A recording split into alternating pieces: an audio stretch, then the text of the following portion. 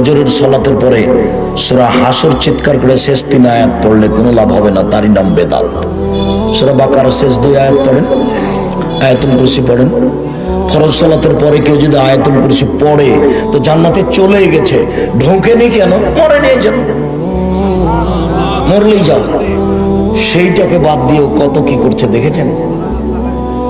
রাসূল সাল্লাল্লাহু আলাইহি ওয়াসাল্লাম বলছেন, কেউ যদি লা ইলাহা ইল্লাল্লাহু ওয়াহদাহু লা শারীকা লাহু লাহুল মুলকু ওয়া লাহুল হামদু ওয়া হুয়া আলা কুল্লি শাইইন কাদির 100 বার পড়ে, সারা দিন নিরাপদে থাকবে, শয়তান তার কোনো ক্ষতি করতে পারবে না। সেইটা বাদ দিয়ে দল সংগঠন মিলে কি যে করছে আল্লাহই ভালো জানে। সেই মসজিদে আপনি আর সালাত আদায় করতে পারবেন না, সারা মসজিদে একবারে চিৎকার করে একাকার করে দিয়েছে। করেন, বিচার তো একদিন হবেই। দাপট চিরদিন চলে না, ফেরাউনেরও দাপট নেই। দাপট ক্ষমতা চিরদিন চলে না।